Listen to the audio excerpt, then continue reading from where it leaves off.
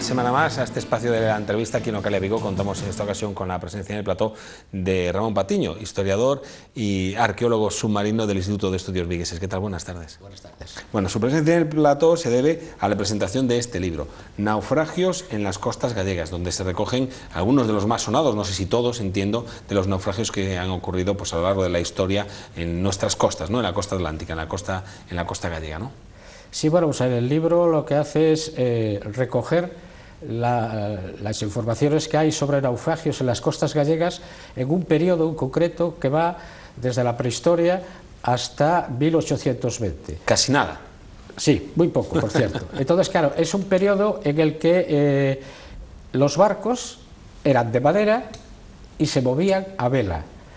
Pues a partir de 1820 ya se empieza a construir el hierro y empieza a haber ya motores, etcétera, pero aquí no, yo me he ceñido exclusivamente a los barcos de madera y a vela, que habla también de la aventura que era en aquella época, pues navegar y luchar con pericia y con arrojo contra la climatología. Contra los elementos. Exactamente.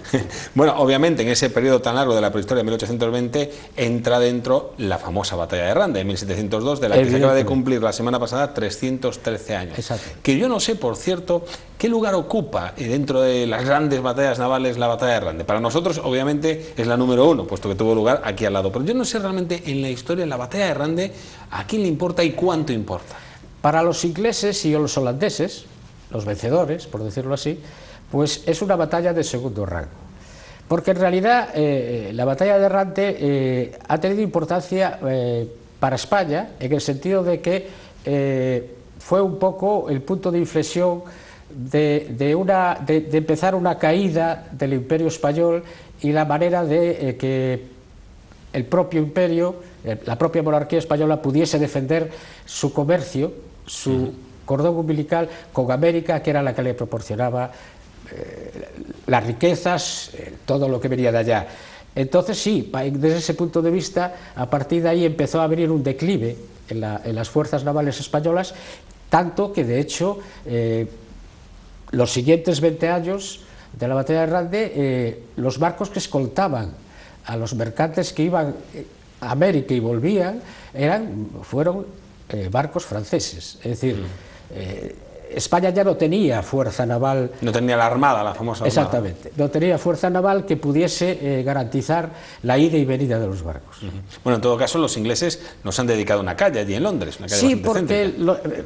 A pesar de ser una batalla menor para ellos. Podemos contar dos cosas. Vamos a ver, los ingleses le dieron mucho bombo porque había que pensar que ellos habían organizado una expedición para conquistar Cádiz y allí proclamar como rey de España al archiduque Carlos. Allí fracasaron. Si también al venir por aquí de paso fracasaban, era fracaso sobre fracaso, entonces había que darle otro bombo. La prueba de que la cosa no fue para ellos no fue tan buena es que tú lees, por ejemplo, las crónicas de los holandeses que participaron activamente y hablan de que no consiguieron nada. Es decir, la ventaja que tuvo la batalla de Rande es que cuando se celebró el día 23, los barcos lo máximo que contenían eran cañones y después, sí, mercancía de particulares, que era lo último que se descargaba. Es decir, que no había oro.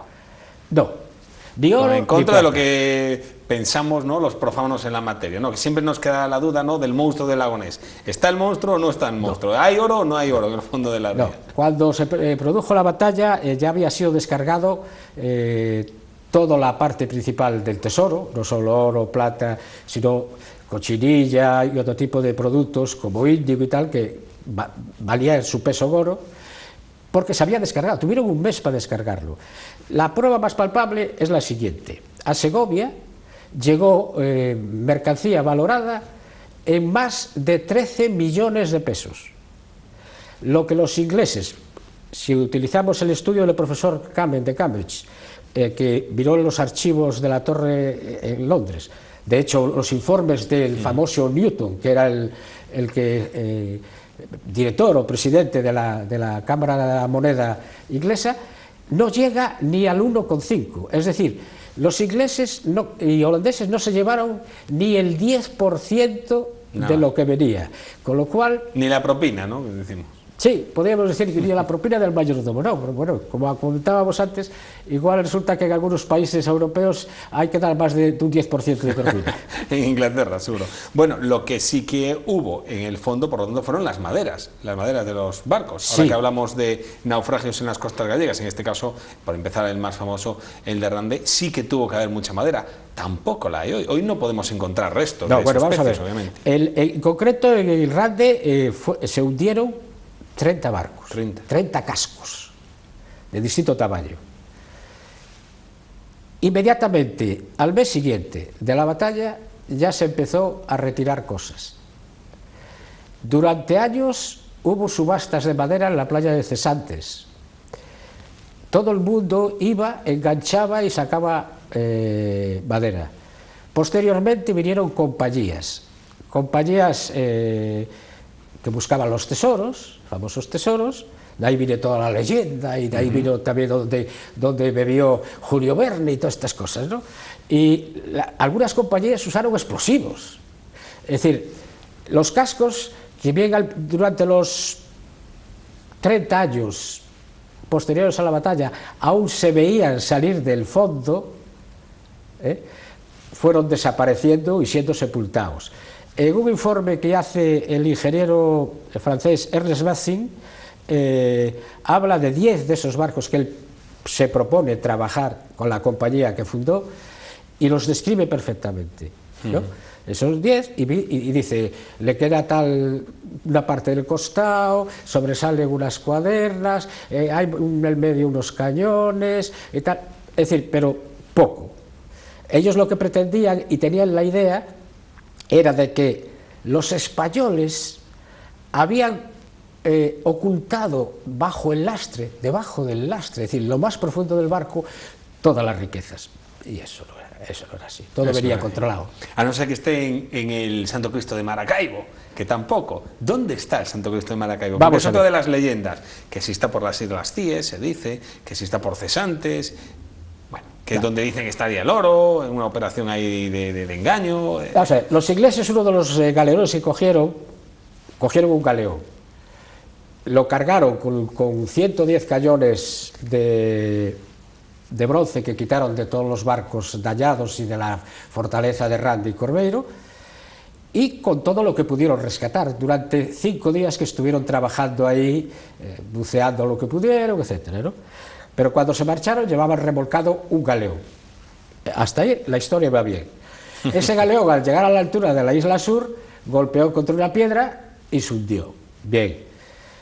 El detalle es que ese galeón tardó 8 horas en hundirse. Para que no se hundiera, se le arrimaron 2 fragatas inglesas y la amarraron para darle flotabilidad. En cada fragata había una media de 800 hombres, y entonces se van a bien las dudas. Primera duda, yo no me creo que 1.600 hombres estuvieron en la borda mirando si se hundía o no se hundía el barco. Estuvieron sacando todo lo que pudieron. Evidentemente las cosas voluminosas que necesitarían cabestrantes y cosas de los demás, pues no las pudieron sacar, pero todo lo demás sí lo sacaron. Segunda duda, cuando vino por aquí en los años 50 del siglo pasado Stenwith y Potter, pues se les dio por bautizar que ese barco que se había hundido al sur de las Islas Cíes era el Santo Cristo de Maracaibo. El famoso. Curiosamente, aproximadamente en el 2003, cuando le hicieron entrevistas por el momento de la exposición aquella conmemorativa que se hizo a Arde Rande, Stenwith, a una pregunta de un periodista, contesta que le puso Santo Cristo de Maracaibo por eliminación. Y Potter, en su libro, no me acuerdo ahora la página exactamente, dice que le puso, que él también lo denominó Santo Cristo de Maracaibo por estar un poco de acuerdo con Stenwith y porque le sonaba muy bien. En realidad los documentos en el archivo de Indias lo que dicen es que los ingleses se llevaron el barco propiedad de Pedro Méndez. Pues siguiendo buscando en los archivos, resulta que el barco de Pedro Méndez, que solo llevaba uno en esa flota, se llamaba Nuestra Señora de los Remedios. O sea que no era Santo Cristo de Maracaibo.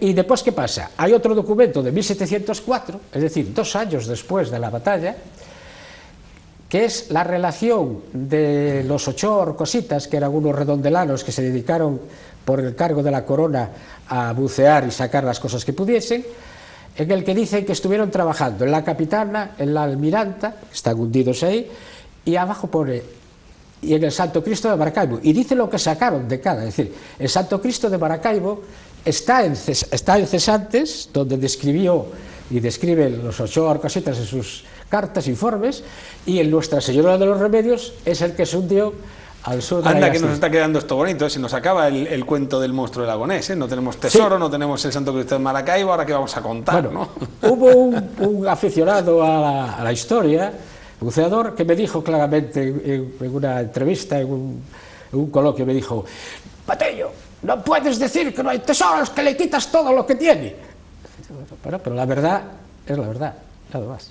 Bueno, decimos que se hundieron 30 barcos en la batalla de Rande. Tú, en naufragios en las costas gallegas, evidentemente recoges muchos más. Sí. Desde la prehistoria hasta 1820, has dicho. ¿Cuántos barcos, o sea, que decir que no hechos en hierro, sino de madera y que navegaban a vela? ¿Cuántos barcos has recogido tú? ¿Cuántos naufragios en estas costas? En el libro están recogidos alrededor de 320. Estamos hablando de la costa gallega desde Ribadeo hasta el Millo. Hay unos pocos más. Lo que sucede es que hay algunos que no hemos podido identificar, porque lo más importante del libro, y que lo que más satisfacción nos ha dado, es el haber podido casar una información aportada por los buceadores que han visto algo, o que han encontrado algo, intentar casarla con su origen, es decir, ¿qué es? Y nos ha pasado en más de una docena que hemos podido identificar los restos que vieron los buceadores y ponerle nombre. Y entonces eso es lo que nos ha dado ese número. Hay otros que no, porque bueno, una nota en un archivo inglés que diga en las costas gallegas hundió el barco tal, ¿en dónde? ¿Cómo?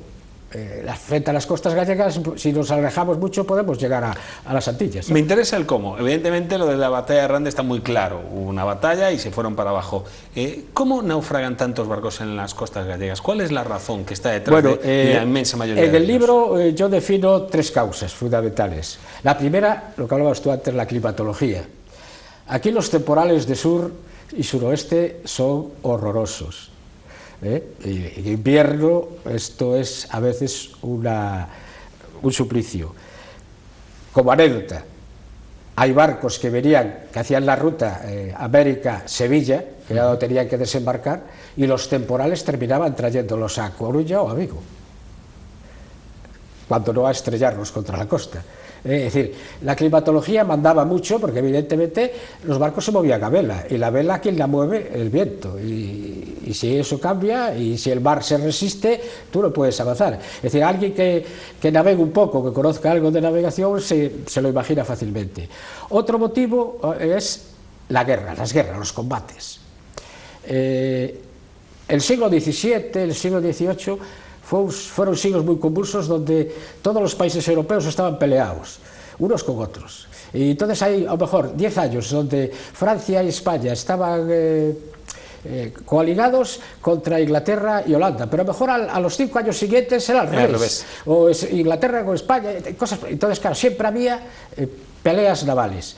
Y entonces ahí era donde hubo muchos naufragios, porque normalmente en los combates, si no era mucho en mar abierto, lo que intentaban era acercarse a la costa para escapar. Entonces, al final terminaban cayendo, siendo cañoneados y tal, y terminaban en la costa. Y después hay una cosa también muy importante, y es que en aquella época lo más importante que era no era destruir, sino lo más importante era conseguir el barco y sus armas, y sus cañones. Con lo cual, lo que se intentaba era abordajes y apoderarse de él, no destruirlo. Entonces, ¿qué hacían por ejemplo, los franceses? Se veían atacados por los ingleses, y antes de que el barco cayese en poder de los ingleses, pues lo tiraban a la costa y lo hundían, y le daba tiempo a ellos a saltar a tierra y salvarse. Es decir, la tripulación se salvaba, pero el barco no caía en manos de Era un los bien enemigos. en sí mismo, obviamente. Era Sí. un bien en sí mismo, era un arma de guerra. ¿Qué zona de Galicia es la más complicada? ¿Qué zona de Galicia acumula más naufragios? Conocemos obviamente a Costa da Morte, pero yo no sé si eso es reciente, de marineros, o a lo largo de la No, historia, vamos a ver, a Costa da Morte no. por sus condiciones climatológicas, La Costa da Morte, geoestratégicas. por sus condiciones climatológicas y por la situación geográfica en la península ibérica, es la zona más. ¿Qué sucede? La Costa de la Morte ha recibido ese nombre no por estos hundimientos, por que eso. son muchos, sino por los más recientes, evidentemente, ¿no? Pero Pesqueros, sí, fundamentalmente. la Costa de la Morte y quizás la zona de la ensenada de Corcubión, Fisterra, Corcubión, es quizás la zona donde hay más naufragios de esta época. De hecho, hoy, claro, tenemos la Armada de Padilla, donde el temporal tiró entre 25 y 30 barcos a la costa. Es decir, hay mucho. La Costa de la Morte ha recibido ese nombre, pero posteriormente, ¿no? ¿Algún naufragio espectacular más allá, bueno, decimos de la batalla de Rande, la más conocida aquí, la más famosa obviamente en Vigo en toda su ría, pero algún naufragio que no conozcamos tanto los gallegos y que te haya llamado a ti poderosamente la atención de decir, hombre, pues este hecho histórico no es apenas muy conocido, pero resulta que ha habido un naufragio en no sé dónde? Yo cuento 3 o 4.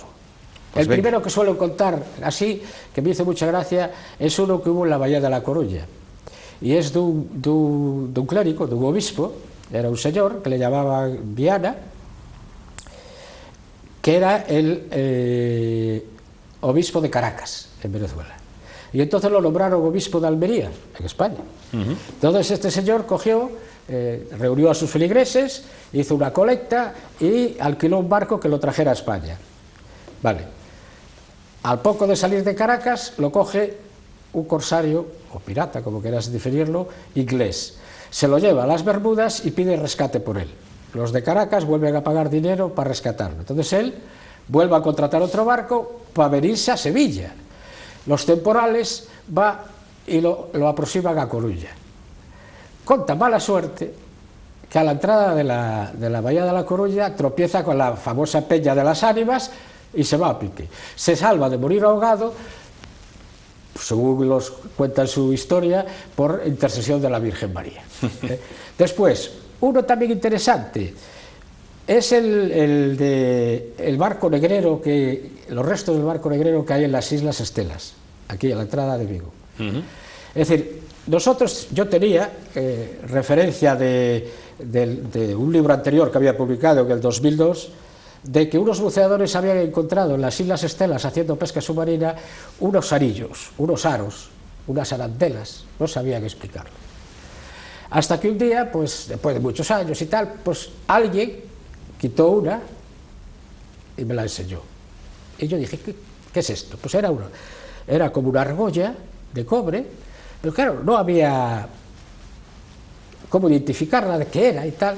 Hasta que curiosamente en Guetaria, en el País Vasco, pues arqueólogos vascos excavaron un barco cargado con esas argollas, y que era, según su documentación y tal, era un barco que se dedicaba a ir a buscar esclavos, es decir, negros, a África, para meterlos como esclavos. Con lo cual ahí me hizo mucha gracia en el sentido de que también nosotros tenemos un barco negrero, ¿no?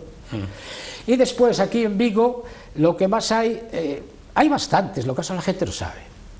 Hay una fragata francesa, la Hermine, de 1761, frente a Cangas, aproximadamente, Punta Valera, con cañones, muchos cañones. Hay otra fragata inglesa en Punta Subrido, en la playa de Belide. Allí trabajó hace muchos años un alemán sacando cañones, ilegalmente, evidentemente. Hay que decir que hoy en día, desde luego, está prohibido cualquier, entre comillas, tesoro subacuático. Sin la autorización correspondiente. Tú puedes localizarlo, verlo y tal, y tienes que notificarlo. Es más, la normativa, la legislación, lo que aboga es porque se conserven en su estado natural, en el fondo de la ría. Lo que se hace normalmente cuando se da parte de una cosa de esas es mandar un equipo de evaluación, se evalúa su estado, sus posibilidades de extracción para llevarlo a un museo, o para los almacenes, o su posibilidad de restauración, etcétera, y en función de esos valores, pues se decide si es mejor que siga donde está y se quita. Evidentemente, la mayoría de las veces se opina de dejarlo donde está, porque no tenemos infraestructura ni presupuesto, hablando en plata, para sacar cosas y restaurarlas que son bastante costosas. Y como decía, otro que hay bueno es en el Carrumeiro, en 1808, pues el Júpiter, que más o menos los títulos que hemos trabajado nosotros, ¿no? Un poco barriendo un poco por casa, ¿no? Y que son interesantes, muy interesantes, y que mucha gente no conoce. Yo, por ejemplo, descubrí en la Biblioteca Nacional Francesa, en los archivos, pues el hundimiento de una fragata de 36 cañones en la Ensenada de Ríos. Y lo descubrí de casualidad, porque pasando legajos, la carta de un oficial inglés relata cómo entraron en la ría de Vigo, pero ahora, a las 8 de la mañana tal, a las 9 de la mañana tal, no sé qué, y hundieron una fragata de 36 cañones en la Ensenada de Ríos. Decía yo que eras historiador y arqueólogo subacuático, tú has buceado años muchísimo. Poco. Yo me he quedado más arriba. Pero en los últimos años, por circunstancias de la vida, ahora buceas en los archivos. ¿Dónde hay que ir a buscar naufragios en la costa gallega? ¿Dónde ha estado investigando? Vamos a ver, para esta época lo más fundamental en principio es arrancar con los archivos de Indias, ¿no? Con el AGI. La ventaja que también tiene es que gracias a las modernidades de Internet y todo lo demás, hay muchas cosas que están digitalizadas, entonces tú puedes consultarlas desde casa. Cuando no puedes consultarlas desde casa, o te trasladas allí o haces una inversión de dinero, como digo yo, que es, pides el documento que has localizado, te lo copian, pagas una pequeña tasa, depende del documento, y te lo mandan, entonces tú lo puedes analizar. Otro de los sitios donde hay mucho, que es donde yo he encontrado más, ha sido en la Biblioteca Nacional Francesa y en el archivo de la Marina Francesa, que también mucho está digitalizado, pero otro está con muchas facilidades de fotocopiar. Entonces ahí encuentras, porque claro, en esta época los franceses andaban mucho por aquí, andaban muchísimo por aquí. Aún siguen, creo. Bueno, no sé, algunos sí. Y entonces, claro, yo por ejemplo estoy ahora investigando y recogiendo la documentación referente a un cónsul francés, Louis Bru, que estuvo aquí en Vigo desde 1701 hasta 1725, y todas las semanas mandaba un informe de 3 o 4 hojas a París, informando de todo lo que oía, todo lo que hacía aquí en Vigo. Y además era el encargado de lo que había mucho, intercambio de prisioneros. Cambiaba prisioneros franceses por prisioneros ingleses, etc. Entonces, en esa hay mucho. En Inglaterra también hay mucha documentación. ¿Por qué? Porque los ingleses siempre fueron muy metódicos, los indios, ¿no? Fueron muy metódicos, les llamamos. Fueron muy metódicos y lo tienen todo muy bien compartimentado. En Holanda, por ejemplo, fue donde me dio más trabajo, puesto que muchos de los archivos holandeses desaparecieron en la Segunda Guerra Mundial, con los bombardeos de la Segunda Guerra Mundial. Y entonces hay que ir buscando libros, informes, artículos anteriores a esa fecha. Si no, la anécdota más graciosa es que un libro antiguo de 1929 de un holandés, al final lo tuve que conseguir en Australia. Casi nada. Casi nada. ¿Ahí te mandaron el legajo o fue No, me mandaron la fotocopia y me cobraron muy poquito, por cierto. Más barato que ir allí. Evidentemente. Evidentemente, aunque tiene que tener su aquel, ¿no? Bucear entre tanto papel y no perderse, ¿no? También a veces, porque uno entra en el archivo, bueno, pues decía de Francia, Nacional Francés, y hay mucho, ¿no? Donde buscar. Es que hay mucho, tienes que ir, es decir, no, tú no puedes ir y sentarte en una mesa y decirle, no, tráigame la carpeta que quiera que ya buscaré yo. No, tienes que ir ya con ciertos datos un poco amarrados, ¿no? Llevar números de dosieres que alguien ha citado de pasada, y entonces ya vas un poco... las sorpresas que te da es que a veces vas buscando un documento que te certifique un hecho y al pasar encuentras algo que nadie le llamó la atención, una hoja o cualquier otra cosa, ¿no?